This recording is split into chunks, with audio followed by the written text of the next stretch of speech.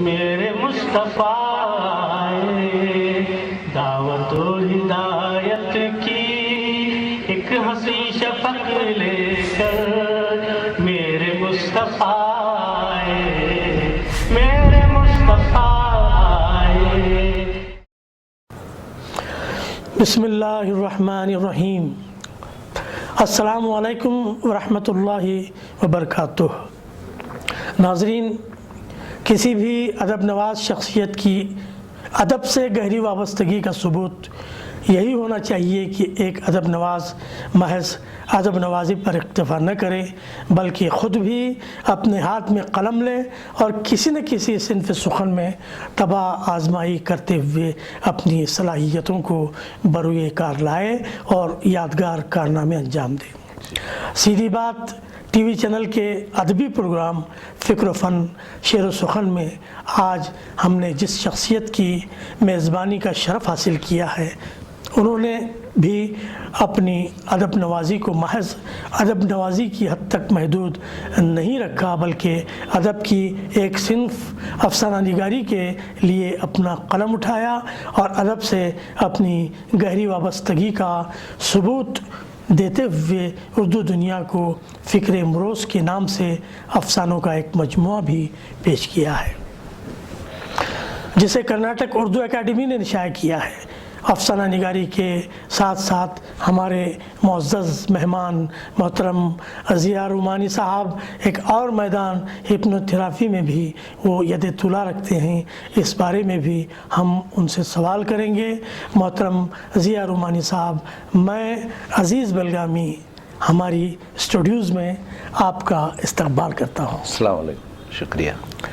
محترم ضیاء بھائی، ہم چاہیں گے کہ آپ اپنی ذات کے بارے میں، اپنی شخصیت کے بارے میں، آپ کے علمی پس منظر کے بارے میں ہمارے ناظرین کو اپنی معلومات سے، آپ کی زبانی معلومات سے آگاہ کرائیں۔ جی، میرا اصلی نام جو ہے رجسٹر میں ڈی کے ضیاء اللہ شریف ہے۔ جی، میں رجسٹر کے حساب سے 11 نومبر 1955 میں پیدا ہوا ڈوپلا پور شہر میں۔ میرے معزز محترم والدین جو ہیں وہ بھی ایجوکیشن ڈپارٹمنٹ سے تعلق رکھتے تھے، اچھا، اور انہی کے حوصلہ افزائی کے سبب میں یہاں تک پہنچ سکا۔ وہ بھی ایک اچھے تعلقات اچھے خاندانوں سے رکھتے تھے۔ میرے والدہ جو شاب الحسن ادیب ہمارے ریاست کے ایک مانے ہوئے اردو محقق شاعر ادیب جو گزرے ان کی شاگردہ تھی میری والدہ۔ تو جیسا کہا جاتا ہے کہ ہر مرد کی ترقی میں ایک عورت کا ہاتھ ہوتا ہے، اسی طرح میری ماں میری ترقی میں انہی کا ہاتھ رہا، انہی کے حوصلہ افزائی کے سبب میں آگے بڑھا۔ ویسے تو والد بھی میرے استاد رہے، مگر میرے انسپریشن جو ہے میری والدہ سے زیادہ رہا، کیونکہ وہ ایک اچھے ادبی ماحول سے آئی ہوئی تھی۔ وہ چاہتی تھی کہ ہمارا گھر بھی اچھا ماحول بنے۔ تو اس کے ساتھ ہی مجھے ہائی اسکول کے زمانے میں بھی ایک ٹیچر جو ہے عبدالرحیل صاحب، انہوں نے میری اصلاح کی، میرے افسانوں قصوں کو پڑھ کے ان کو اصلاح کرنے لگے تھے وہ بھی۔ اور میرے ساتھ اور ایک ساتھی تھے بین قدوس صاحب، وہ ہمارے والد کے شاگرد تھے، وہ بھی اردو افسانہ نگار، آج بھی انہی کا ایک اخبار نکلتا ہے سہمائی اخبار، وہ جو ہے تعمیر نور کے نام سے۔ تو انہوں نے بھی میری حوصلہ افزائی کی، میری تصحیح فرمائی۔ اور حسینہ بیگم صاحبہ ایک کالج کی لیکچرر، انہوں نے بھی مجھے حوصلہ افزائی فرمائی۔ تو اس حساب سے میں اردو دنیا میں چلا آیا ان تمام کی حوصلہ افزائی کے ساتھ۔ اور اس وقت قدوس صاحب، ویسے افسانہ نگاری کی طرف توجہ کب سے اور کیسے ہوئی اور اس کا محرک کیا تھا؟ تو افسانہ نگاری کی طرف میری توجہ ہائی اسکول کے زمانے سے ہوئی۔ اچھا، جب میں پہلا افسانہ کہیے یا وہ کہانی کہیے سوتیلی ماں کے نام سے لکھا تھا میں نے، تو اسے پڑھ کر جب میرے استاد نے مجھے حوصلہ افزائی کی اور اس کی تعریف کی، تو مجھ یہ یقین جاگا کہ ایک حوصلہ ملا کہ میں بھی کچھ لکھ سکتا ہوں۔ تو इस हिसाब से लिखना शुरू किया वो पहली मरतबा उनके हौसला अफजाई से, और इसी हिसाब से बाद खुद्दूस साहब मिले, उसके बाद इसे आगे बढ़ता गया। ज़िया भाई, कर्नाटक में अफसाना निगारी की जो भी सूरत हाल है आपके सामने है, आप एक सीनियर अफसाना निगार हैं, आपकी नज़र में बहुत सारी चीज़ें, बहुत सारी मकरूहात अफसाना निगारी को लेकर हैं, आपके एहसासात इस सिलसिले में क्या हैं?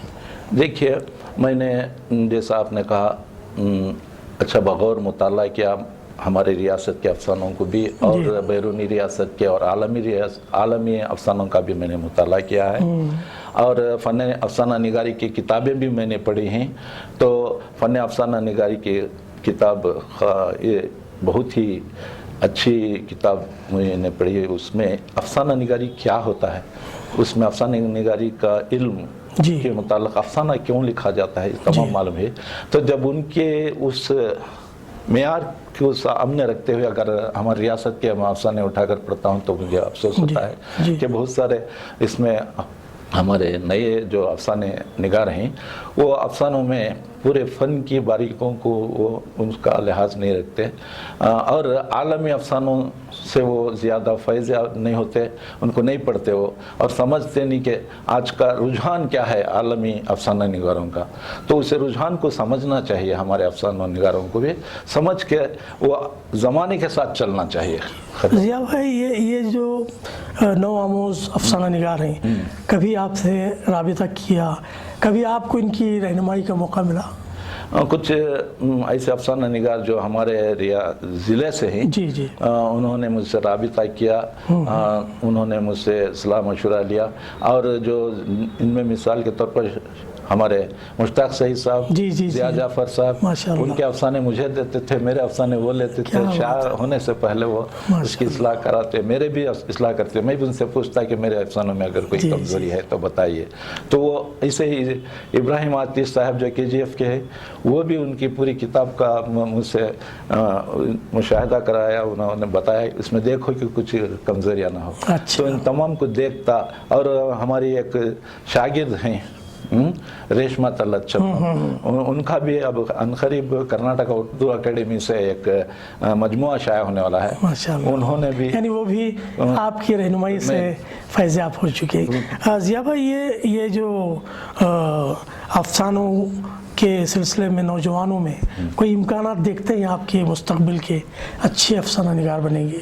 वैसे तो हमारी रियासत में लिखने का शौक़ रखने वाले अच्छे नौजवान हैं, लिख रहे हैं, मगर अच्छा मंजर कशी कर रहे हैं अपने अफसानों में, मगर अफसानों के जो ये जो होते हैं कायदे कानून, टेक्निकल कायदे कानून होते हैं, उसमें उनसे ज़रिए भूल चूक हो रही है, वो अपने जज्बात में भड़क जा रहे हैं, जज्बात में वो फ़न के तकाज़ों को नज़रअंदाज कर रहे हैं, ऐसे हमें मालूम हो रहा है।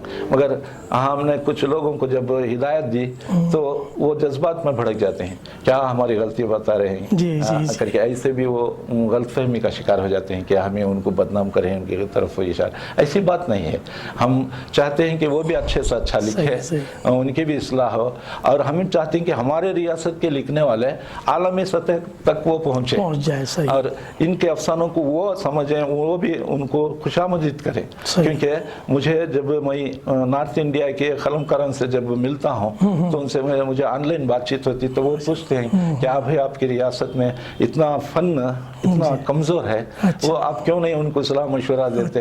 उनकी शायरी में सिर्फ चंद बातों पर सभी घुमा फिरा कर वही बातें कहते रहते हैं, शिकवे शिकायत ऐसी बातें कहते हैं, शायरी के बारे में वो शिकायत करते हैं। मैं शायरी की तरफ आ ही रहा था, और मैं चूंकि आपने नज़्म की तरफ तवज्जो नहीं दी है, यानी एक शायर को शायर होने के लिए वो फितरत की तरफ से वो उदियत होनी चाहिए। मैं ये देखता हूँ कि शायरी पर भी आपकी नज़र है, तो आज के दौर की शायरी और हमारे शायरों के सिलसिले में आप क्या सोचते हैं? मैं ये सोचता हूँ कि आज के मेरा एक अक़ीदा है कि शायर जो होता है वो एक रहबर के मानंद होता है, मुआशरे का, समाज का रहबर। क्योंकि इसके सबूत ही हमारे पास।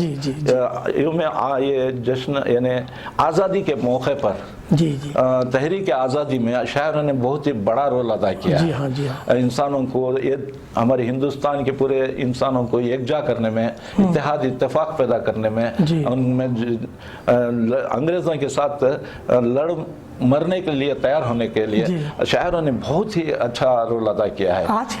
आज के इसमें एक चीज़ हमें कमज़ोरी क्या नजर आई है, जितना पहले के शायर लोग अपने जिम्मेदारी को महसूस करते थे और बिला गर्ज कुछ गर्ज गैर के बगैर वो कुछ दूसरों की और बेफिक्री से वो मदद करते थे, मगर आज के शायरों में भी आज कुछ माहौल का असर नज़र आता है। तो वो भी मादियत परस्त और मुफाद परस्त होते नज़र आ रहे हैं। आज भी अगर शायर चाहें, अगर बग़ैर कुछ अपनी कुछ तमा किए बगैर खिदमत, उर्दू की खिदमत के जज्बे को दिल में लें और वह खिदमत खल्क़ के जज्बे को लेकर आज भी अगर शायर लोग कोशिश करें, अपने पैगाम दें, तो आज ज़माने में आज हमारा माहौल जो है सियासी हालात के सबब बहुत बिगड़ गया है। आज बहुत सियासतदान कुछ अपने मुफाद के लिए, कुर्सी की खातिर ज़माने को बहुत कुछ इस्तेहसाल कर रहे हैं, एक्सप्लॉइट कर रहे हैं। अगर शायर लोग चाहें तो उनमें यह ताकत है तो ज़माने को बदल सकते हैं। मेरी उम्मीद है मुझे, क्योंकि उन्होंने बदला है एक ज़माना। आज भी शायरों से हम उम्मीद कर सकते हैं कि वो चाहे तो ज़माने को सबक सिखा सकते हैं, बदल सकते हैं। मोहतरम ज़िया रुमानी साहब, शायरी और अफसाना निगारी के बारे में आपके ख्यालात जानकर दिली मसरत होती है। आपके बारे में एक दिलचस्प मालूमात हमको मिली है कि हिप्नोथेरापी के बारे में भी आप काफ़ी जानते हैं और इससे काफ़ी लगाव रखते हैं। ये दरअसल एक अफसाना निगार को इसकी तरफ रुजू होने का क्या सबब बना, और ये दरअसल हिप्नोथेरापी है क्या चीज़? जी देखिए, और मैं ख्वाहिश करूँगा कि इख्तिसार से काम लेते हुए, वक्त की बहुत कमी है, आप इख्तिसार से बताएं कि ये हिप्नोथेरापी दरअसल क्या है। हिप्नोथेरेपी जो है एक नफ्सियाती साइंस है जो इंसान की नफ्सियात के बारे में उसमें गहरा मुताला किया जाता है। और मुझे इस फील्ड में उतरने का एक मेन सबब जो था, मैं एज ए अफसाना निगार, एक बतौर अफसाना निगार, मुझे मेरा बनता था कि मैं मुआशरे को एक कैमरे की मानिंद माशरे पर निगाह रखूं, उसकी कमज़ोरियाँ और खूबियों को एक जैसा शायर उसका मुशाहिदा करता है,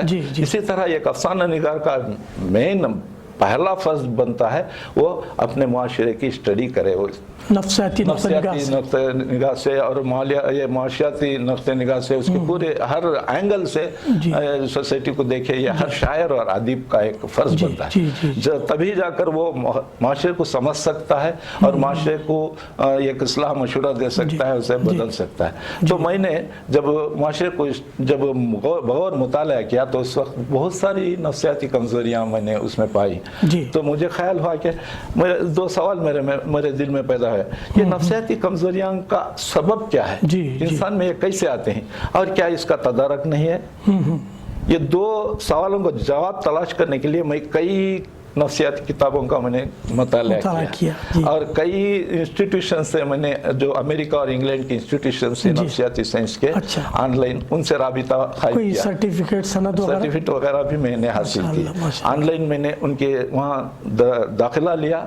अमेरिका में 2 स्कूल्स हैं, ये हिप्नोटिज्म मोटिवेशन इंस्टीट्यूशन कैलिफोर्निया में और एक हिप्नोटिज्म स्कूल है और एक अमेरिका में, और ICCHP के नाम से लंदन में स्कूल है। तो वहाँ से भी मैंने राबिता किया, उनके कोर्सेस को स्टडी किया।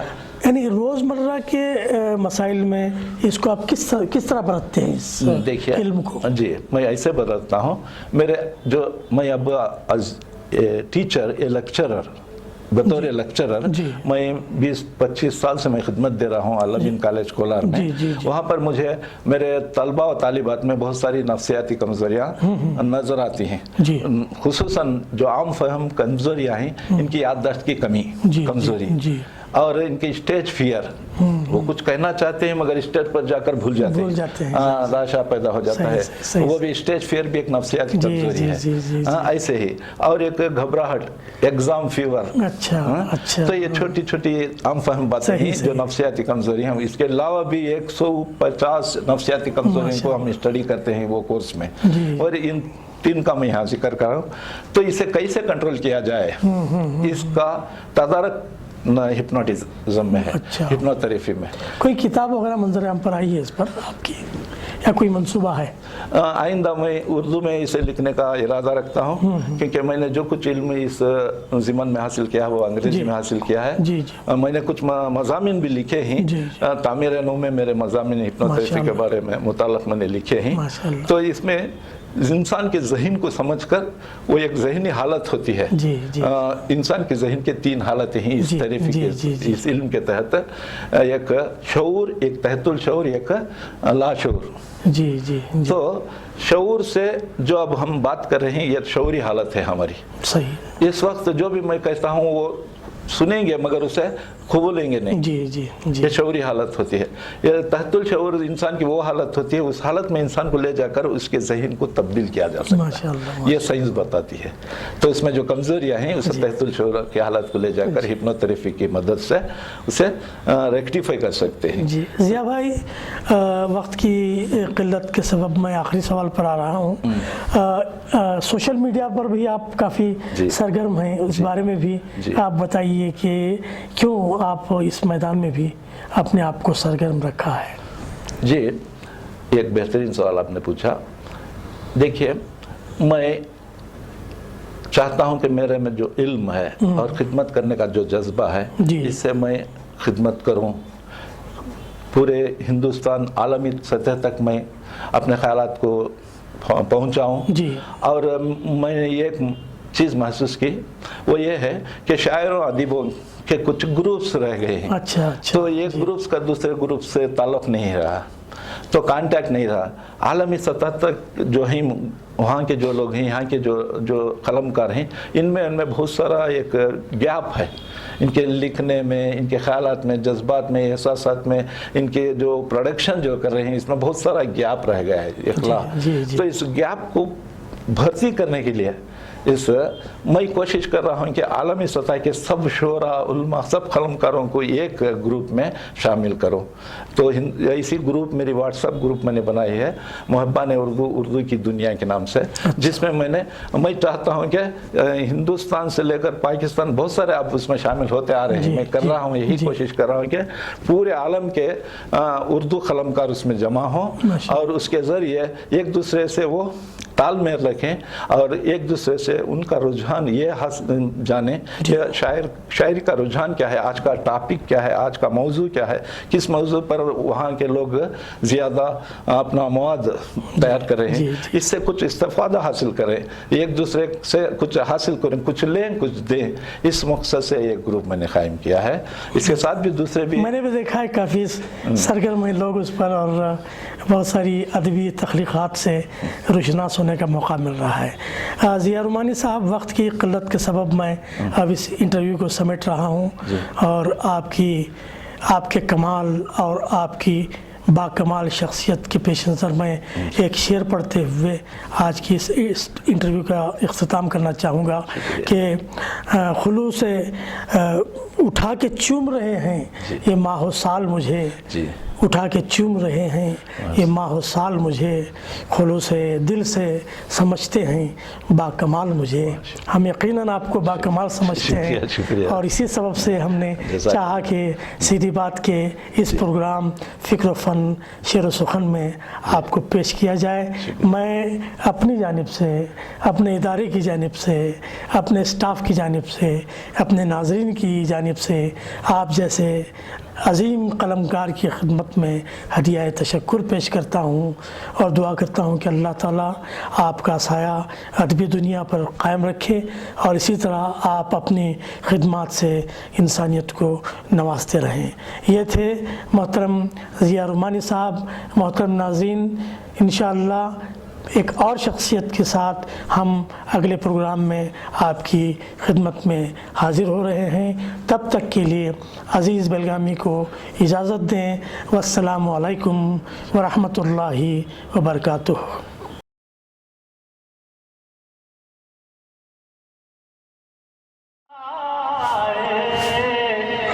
میرے مصطفیٰ دعوت